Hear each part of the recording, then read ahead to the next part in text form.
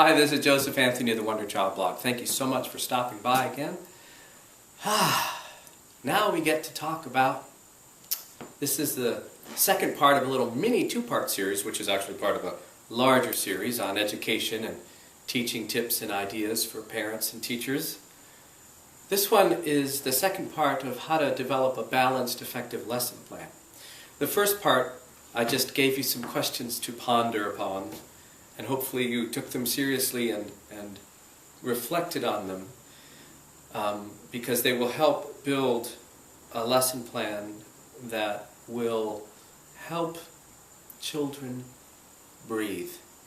I mentioned in the last video that if a child can breathe freely in your presence and in your classroom, they will learn, and they will learn happily.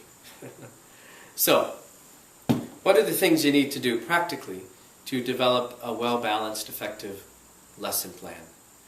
The first thing you need to do, number one, know your students. You have to know child development, what is appropriate for a 7-year-old as opposed to a 14-year-old. What will nourish these children before me? Of course, at the beginning of the year you don't really know them, but if you have studied and reflected on human development, you'll know that a child of 7 thinks in pictures, thinks with their heart, needs active learning, needs stories, needs music, needs time to play, and you can incorporate those into a lesson plan. It's different from what you would do for a 14-year-old. So before I get any further, I want to make a suggestion for you that may or may not get you into trouble. So if you take this suggestion, it's on you. Throw away the scripted lesson plan, teacher edition books. You know deep down in your heart you hate them. I did. I don't like, except that it makes it easy to just go in and teach, read. But you know as well as I do that you've heard speeches and lectures from people who read word for word verbatim right from a piece of paper, and you know how that made you feel. Makes me bored. Makes me daydreamier than I usually am. Makes me sometimes think that person didn't care enough to speak from the heart of their experience. So be bold.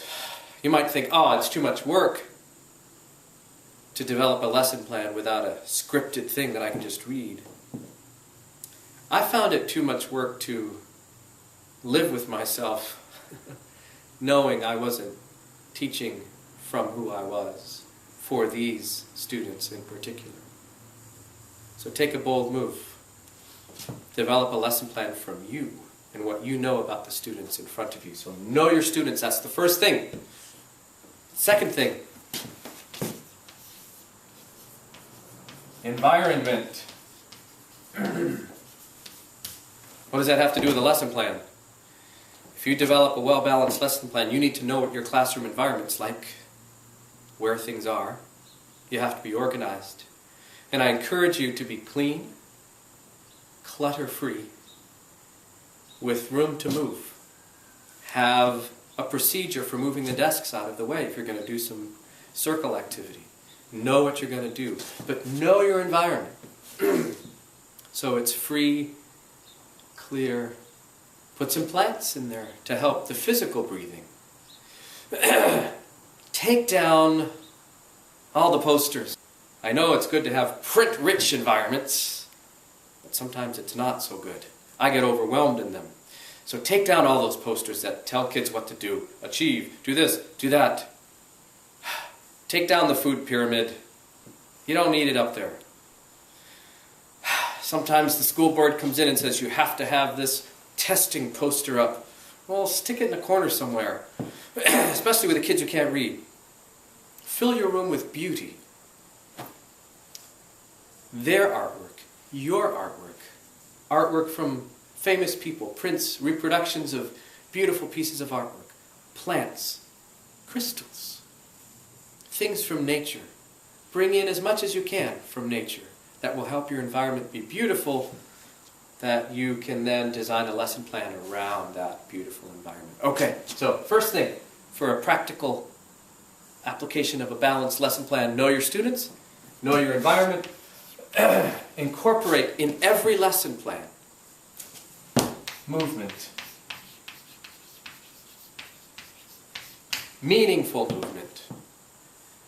Of any age, they all need to move. Kids from 5 to 20, I still need to move. Incorporate meaningful movement that's related to the curriculum content. It's going to take some work, but you'll be glad you did. Young children especially need to move and play. So incorporate meaningful movement, the kind that helps them breathe and get rosy-cheeked, the kind that opens the lungs and opens the heart and opens the mind, focuses the mind. Movement. Have in every lesson quiet time. A time for focused, quiet work. So your lesson will breathe with activity, a little passivity. Have a quiet, focused, and every lesson, something where they are just doing something of a quiet nature. Particularly artistic,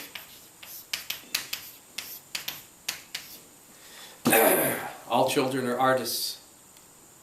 Utilize that. And in every lesson, make sure they get to draw, or paint, or sculpt, or dance, or do drama in every lesson.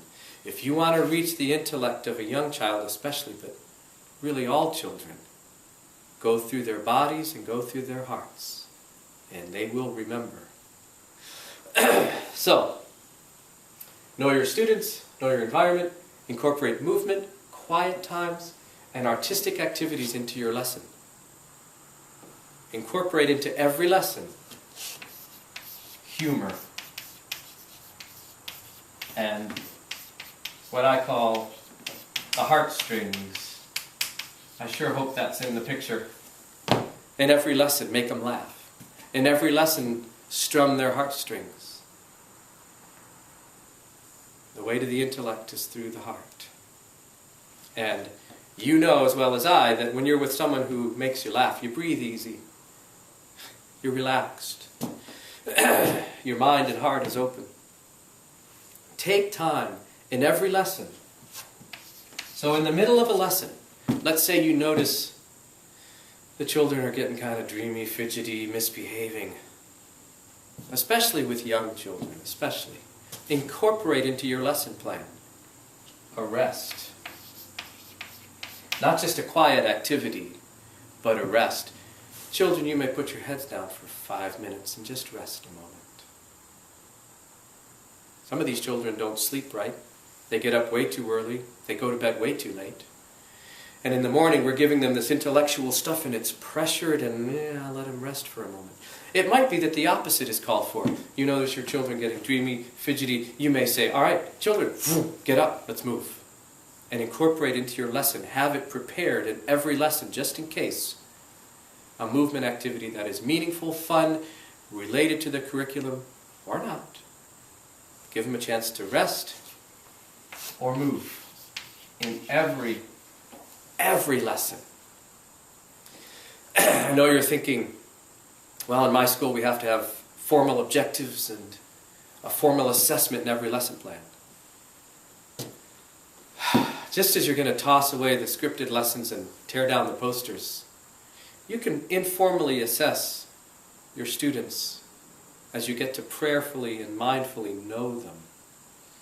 You test them later in some other way, but you don't need it in every lesson. You just don't. It just makes some school board person happy to see a number or a grade. Be more concerned with where your students are developmentally, what they really need. Don't worry about that assessment stuff so much, especially with the younger ones. I know that's kind of heretical. In every lesson, incorporate a review. Who remembers the story we talked about yesterday? What did we learn yesterday? Say a little bit of the lesson from yesterday and then say, who can give us the rest of what we learned? So, a time for review and questions. In every lesson, obviously, give time into your lesson plan for open-ended questions, for questions you ask them that they don't have to feel pressured to answer. Give them time to think. Give them time to ask you questions. Right? In every lesson, build that in. Finally, in every lesson, build in a story. A story you learn by heart and tell them. It's wonderful to read to them. I read tons to my students, from first grade all the way through 8th grade. But come up with a story or learn a story. Lots of wonderful storytelling websites that are educational in that sense, that you can incorporate bits of the content and curriculum, or a classroom management issue. Give them the gift every lesson of a story that you're either going to continue telling over a number of days or reviewing and letting them dramatize it. Stories help us feel relaxed. They help us breathe freely. And especially in children, they honor where they are. They think in pictures. That stories open the heart. So put a story in every lesson plan. Work it in. If you do these things, know your students, know your environment, make your environment beautiful and uncluttered, incorporate movement into every lesson plan, a quiet work time into every lesson plan, an artistic activity of some kind, make them laugh, strum their heartstrings, give them a chance to rest or move extra, one or the other, or both in a lesson plan, give them a chance to review and ask questions, and finally put a story in your lesson plan. Oh my gosh, you're thinking, it's way too much work. You want to make something of yourself. You love what you're doing or you wouldn't be there. You love children, truly. If you don't, get out. It's more work to teach something you don't believe in a way you don't believe, having someone telling you what to do and how to do it. It's a lot of work to live that way. At least it was for me.